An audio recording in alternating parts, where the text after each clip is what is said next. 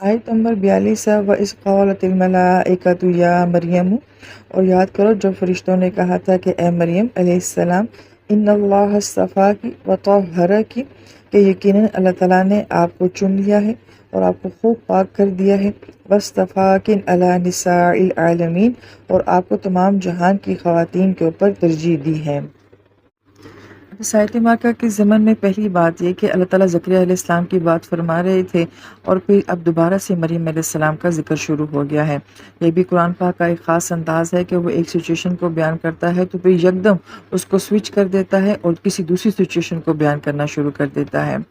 اور پھر یہ بھی قرآن پاک کا انداز ہے کہ وہ سارے قصے کو ایک ہی جگہ پہ بیان نہیں کرتا، کہیں کسی واقعے کا کچھ حصہ بیان کیا جاتا ہے اور کسی دوسری جگہ پہ اس کا کچھ حصہ بیان کیا جاتا ہے۔ جیسا کہ قرآن پاک میں آتا ہے کہ مریم علیہ السلام اپنے ہی محراب میں تھی، اور تقریباً آپ کی عمر جو بیان کی جاتی ہے وہ 16 سال کی عمر ہے، یا ایک ٹین ایج جو ہے وہ آپ کی بیان کی جاتی ہے۔ اور اس وقت میں جو فرشتے آپ کے پاس آتے ہیں تو وہ ایک بھرپور نوجوان مرد کی شکل میں آپ کے سامنے آتے ہیں، اور آپ ان کو دیکھ کے جو ہے وہ گھبرا جاتی ہیں۔ اب قرآن یہ نہیں بیان کرتا کہ فرشتے کس طریقے سے ان کو جو ہے وہ ریلیکس کرتے ہیں، مگر اس کے بعد جو ہے وہ ساری بات چیت جو ہے وہ شروع ہو جاتی ہے، اور اس بات چیت کو آل عمران میں جو ہے وہ بیان کیا گیا ہے۔ تو فرشتوں نے مریم علیہ السلام سے یہ فرمایا کہ اللہ تعالیٰ نے جو ہے وہ آپ کو چن لیا ہے۔ پھر مریم علیہ السلام کو جو چننے کا عمل ہے وہ ان کی پیدائش کے ساتھ ہی ہو جاتا ہے، کہ آپ کی والدہ کی دعاؤں کو قرآن کا حصہ بنایا گیا ہے کہ کس شدت سے آپ نے بیٹے کو چاہا تھا، لیکن پھر آپ کو نوازا گیا ہے، تو گویا کہ چننے کا عمل جو ہے وہ آپ کی پیدائش کے ساتھ ہی ہو گیا ہے۔ پھر آپ کو اس بات کے لیے بھی چنا گیا ہے کہ آپ کو ایک نبی کی ماں بنایا جائے گا۔ پھر آیت مبارکہ میں طاہری کا جو لفظ آتا ہے تو علماء کرام یہ فرماتے ہیں کہ قرآن پاک میں دو طرح کے الفاظ استعمال ہوتے ہیں، ایک تزکیہ اور ایک طہارت۔ تزکیہ کا عمل جو ہے وہ روحانیت کے ساتھ ہے، اور طہارت کا تعلق جو ہوتا ہے وہ جسمانی طہارت کے ساتھ یا ظاہری طہارت کے ساتھ ہوتا ہے۔ لہٰذا اس کا ایک معنی تو یہ بیان کیا جاتا ہے کہ آپ علیہ السلام کی جو ہے وہ شادی نہیں ہوئی تھی، تو گویا کہ یہی معنی ہے طہارت کی، کہ آپ کو ان تمام معاملات سے جو ہے وہ پاک کر دیا گیا ہے۔ اور دوسرا معنی یہ بیان کیا جاتا ہے کہ آپ کے بچپن سے لے کے آپ کی جوانی تک کا جو وقت گزرا ہے اس میں اللہ تعالیٰ نے آپ کو ہر طرح کی جسمانی گندگی سے بھی اور روحانی گندگی سے بھی پاک فرمایا ہے۔ اور یہ بھی کہا جاتا ہے کہ آپ کی یہ جوانی جو ہے وہ اتنی پاک دامن ہے اور اتنی پیور اور اتنی خالص زندگی آپ نے گزاری ہے کہ اس کو طہارت کے الفاظ کے ساتھ بیان کیا گیا ہے۔ پھر آیت مبارکہ میں دوسری مرتبہ بھی استفاء کا لفظ استعمال ہو رہا ہے۔ علماء کرام فرماتے ہیں کہ پہلا استفاء اس کا تعلق تو آپ کے بچپن سے لے کے آپ کی جوانی تک کا تھا، اور اب دوسرا استفاء اس طرح سے شروع ہو رہا ہے کہ آپ کو ایک نبی کی والدہ بنایا جا رہا ہے، اور وہ بھی بڑے خلاف معمول انداز میں بنایا جا رہا ہے۔ تو گویا کہ اس طریقے سے آپ کو ایک نبی کی ماں بنانا، یہ معاملہ ایسا ہے کہ یہ دنیا میں کسی اور عورت کو مقام حاصل نہیں ہوگا۔ جبکہ بعض علماء کرام نے فرمایا ہے کہ پہلی مرتبہ کا جو استفاء ہے اس کا مطلب آپ کی ذاتی صفات میں، یعنی کہ جو اللہ تعالیٰ نے آپ کو خاص صفات شرم و حیا اور جس طریقے سے بیت المقدس میں آپ کی پرورش اور ایک نبی کا آپ کی پرورش کرنا، اور پھر آپ کی عبادات اور آپ کی پاک دامنی جو آپ کی ذاتی صفات تھی ان کے لیے پہلا استفاء لایا گیا ہے۔ اور جو دوسرا استفاء ہے اس کا تعلق جو ہے وہ یہ کہ تمام جہانوں کی خواتین کے اوپر آپ کو کیسے ترجیح دی گئی ہے، کس آزمائش اور کس مشکل وقت سے گزار کے پھر جیسے آپ کو نبی کی ماں بنایا گیا ہے، تو وہ معاملہ جو ہے وہ اجتماعیت سے تعلق رکھتا ہے۔ تو دوسری مرتبہ کے استفاء کا تعلق جو ہے وہ تمام جہان والوں کے ساتھ ہے۔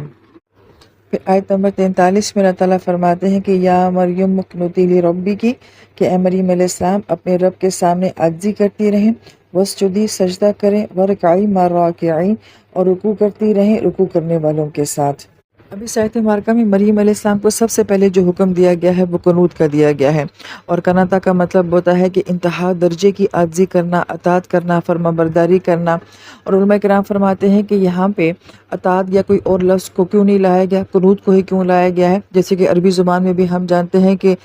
قنوت کا معنی ہوتا ہے کہ وہ مشکیزہ جس کے اندر پانی بھرا جاتا ہے، تو مسلسل پانی اندر رہنے کی وجہ سے جو مشکیزے کا اندر کا حصہ ہوتا ہے وہ بہت سافٹ ہو جاتا ہے، بہت نرم ہو جاتا ہے۔ تو گویا کہ اس لفظ کے اندر تاثر یہ کہ کسی چیز کا بہت عاجز ہو جانا، بہت نرمی کا ہونا اور بات کا مان لینا۔ تو چونکہ مریم علیہ السلام کے ساتھ جو اب آنے والے حالات ہیں یہ کوئی عام حالات نہیں ہیں، یہ بہت مشکل حالات ہیں، بالکل خلاف معمول حالات ہیں۔ ایسا دنیا میں کبھی کسی کے ساتھ ہوا ہی نہیں جو کہ ان کے ساتھ ہونے کے لیے جا رہا ہے۔ لہٰذا یہاں پہ کوئی عام اطاعت کی ضرورت نہیں، یہاں پہ بہت اعلیٰ درجے کی خاص اطاعت کی ضرورت ہے۔ اس لیے اس کیفیت کو جو ہے وہ لفظ قنوت کے ساتھ بیان کیا گیا ہے کہ مریم آپ نے انتہا درجے کی عاجزی اور اطاعت جو ہے وہ اختیار کرنی ہے، کہ آپ نے قنوت کرنا ہے۔ اور پھر اس کے بعد جو ہے وہ سجدے کا ذکر کیا جاتا ہے۔ تو ایک تفسیر تو علماء کرام یہ بھی بیان فرماتے ہیں کہ بنی اسرائیل میں جو نماز ہوتی تھی تو ان کی نمازوں میں سجدہ پہلے ہوتا تھا اور رکوع بعد میں ہوتا تھا، تو گویا کہ یہ اس کیفیت کو بیان کیا گیا ہے۔ اور بعض اہل علم نے اس بات کا دعویٰ بھی کیا ہے کہ اب بھی یہود جو اپنی خفیہ عبادات کرتے ہیں ان میں وہ ایسے ہی نماز پڑھتے ہیں کہ سجدہ پہلے کرتے ہیں اور رکوع بعد میں کرتے ہیں، جبکہ بعض اہل علم یہ فرماتے ہیں کہ قرآن پاک میں جہاں کہیں پہ بھی سجدوں کا ذکر آیا ہے تو ہم یہ دیکھتے ہیں کہ سجدہ تو اللہ تعالیٰ کی ذات کو ہی کیا جاتا ہے، مگر اللہ تعالیٰ کی کوئی ایسی نعمت کو دیکھ کے، کسی ایسے معجزے کو دیکھ کے، خلاف معمول واقعے کو دیکھ کے کہ جہاں انسان کا دل جھک جاتا ہے اور انسان بے ساختہ اپنے رب کو سجدہ کرتا ہے، وہاں ان مقام پہ سجدے کا ذکر ہے۔ جیسے کہ فرشتوں نے آدم علیہ السلام کو سجدہ کیا تھا کہ جب انہوں نے دیکھا کہ یہ کیسے اسماء کا نام بتاتے ہیں تو اللہ تعالیٰ کی اس حیرت انگیز مخلوق کو دیکھ کے انہوں نے سجدہ اللہ تعالیٰ کی ذات کو کیا۔ ایسے ہی موسیٰ علیہ السلام کے جادوگروں نے جب وہ سارا جادو کا عمل دیکھا کہ کیسے عصا نے ان کی ساری رسیوں کو جو ہے وہ اپنے اندر نکل لیا ہے، تو گویا کہ اس خلاف معمول واقعے کو دیکھ کے انہوں نے اپنے رب کو سجدہ کر لیا۔ یوسف علیہ السلام کے دربار میں جو سجدہ ہوتا ہے کہ کس طریقے سے اللہ تعالیٰ نے اس سارے خاندان کو واپس جوڑ دیا، تو گویا کہ اس نعمت کے اوپر جو ہے وہ سارے سجدہ کر رہے ہوتے ہیں۔ نبی علیہ السلام مکہ والوں کو قرآن سناتے ہیں تو گویا کہ وہ قرآن کی بلاغت اور اس کے اعجاز کو دیکھ کے وہ سجدہ کرتے ہیں۔ اس میں صرف مسلمان شامل نہیں ہوتے بلکہ کافرین بھی شامل ہوتے ہیں، تو کسی بہت بڑی نعمت کے ملنے پر جو ہے وہ سجدہ کیا جاتا ہے۔ اور یہاں پہ بھی مریم علیہ السلام کو بہت بڑا مقام دیا جا رہا ہے، ایک نبی کی ماں بنایا جا رہا ہے، اور یہ اللہ تعالیٰ کی طرف سے بہت بڑا احسان ہے کہ آپ کو تمام جہان کی عورتوں کے اوپر جو ہے وہ فضیلت دی جا رہی ہے، تو اس نعمت پہ جو ہے وہ سجدہ کرنے کا حکم دیا جا رہا ہے۔ پھر اس آیت مبارکہ کی ترتیب کے بارے میں بہت ہی خوبصورت بات جو کی جاتی ہے وہ یہ کہ مریم علیہ السلام کو قناعت کا حکم دیا گیا، پھر سجدے کا حکم دیا گیا اور وہ انفرادی سطح کے اوپر دیا گیا، لیکن جب رکوع کا کہا گیا تو کہا گیا مع الراکعین، جمع کے صیغے کے ساتھ بیان کی گئی ہے۔ تو دو بڑی خوبصورت باتیں یہاں پہ بیان کی جاتی ہیں۔ ایک تو یہ کہ سب سے پہلے جو ہے وہ قناعت کا ذکر کیا جاتا ہے کہ اپنے اندر نرمی کا لانا ہوتا ہے، پھر یہ نرمی جو ہے وہ انسان کو کہاں تک لے کر جاتی ہے، سجدے کی طرف لے کر جاتی ہے۔ تو گویا کہ ایک اپنی شخصیت میں نرمی کا ہونا، اور پھر یہ نرمی آپ کو انتہا درجے کی عاجزی پہ لے کے جاتی ہے جو کہ سجدے کی صورت میں ہی ممکن ہے۔ تو ایک تو یہ بڑی خوبصورت بات ہے، اور پھر اس کے بعد یہ کہا گیا کہ سجدے کے بعد جو رکوع کا ذکر کیا گیا ہے اور جمع کے صیغے کے ساتھ کیا گیا ہے کہ اگر کسی انسان کو اتنا بڑا مقام مل جاتا ہے، اللہ تعالیٰ کی اتنی خاص عطات مل جاتی ہے قنوت کی صورت میں، اور پھر سجدے کی توفیق مل جاتی ہے، تو اس کے بعد پھر اپنے آپ کو بڑا نہیں سمجھنا، مخلوق کے ساتھ کٹنا نہیں ہے بلکہ دوبارہ مخلوق کے ساتھ کنیکٹ ہو جانا ہے، دوبارہ مخلوق کے ساتھ جو ہے وہ جڑ جانا ہے۔ یہاں پہ علماء کرام یہ فرماتے ہیں کہ ہم موسیٰ علیہ السلام کو دیکھتے ہیں کہ اللہ تعالیٰ نے آپ کو کوہ طور پہ اتنا قرب دیا، اپنا کلام دیا، اور پھر اس کے بعد فرمایا کہ جاؤ فرعون کے پاس جا کے اس کو میری دعوت دو۔ اب کہاں اللہ کا قرب، کہاں اللہ تعالیٰ کی آواز، اور کہاں فرعون کی بدتمیزی۔ آپ علیہ السلام کو شب معراج میں آپ نے اتنا قرب دیا اور سدرۃ المنتہا تک بات چلے گئی، اور اتنا قرب دینے کے بعد پھر آپ کو فرمایا کہ جائیں دنیا میں جا کے دوبارہ دین کی تبلیغ کریں۔ اب اگر دنیا میں آ کے دوبارہ ابو جہل کی بدتمیزی کو سننا ہے تو کہاں وہ سدرۃ المنتہا کی کیفیت، اور کہاں دنیا میں آ کے ان سارے لوگوں کی بدتمیزیاں اور ان کے رویوں کو سہنا۔ تو گویا کہ جب انسان کو کوئی بہت بڑا مقام ملتا ہے تو اس کے بعد اللہ تعالیٰ نے اپنے اتنے عظیم لوگوں کو کہا ہے کہ جا کے مخلوق کے ساتھ کنیکٹ ہو جاؤ، جڑ جاؤ۔ تو اسی ترتیب کو یہاں پہ بھی بیان کیا گیا ہے کہ اللہ تعالیٰ کوئی نعمت دیتے ہیں اور پھر سجدے کی توفیق دیتے ہیں تو اس کے بعد اپنے آپ کو بڑا نہیں سمجھنا ہے بلکہ اپنے آپ کو عاجز کرنا ہے، چھوٹا بنانا ہے، عام انسان بنانا ہے، اور دوبارہ مخلوق کے ساتھ جڑ جانا ہے۔ پھر ان آیات میں مریم علیہ السلام کے مقام کو بیان کیا جا رہا ہے اور تمام جہان کی خواتین پہ چنے جانے کی بات کی جا رہی ہے۔ تو ایک روایت کے مطابق کہ چند خواتین کو بہت بہترین خواتین کہا گیا ہے، ان میں حضرت خدیجہ رضی اللہ تعالیٰ عنہ، حضرت عائشہ رضی اللہ عنہ،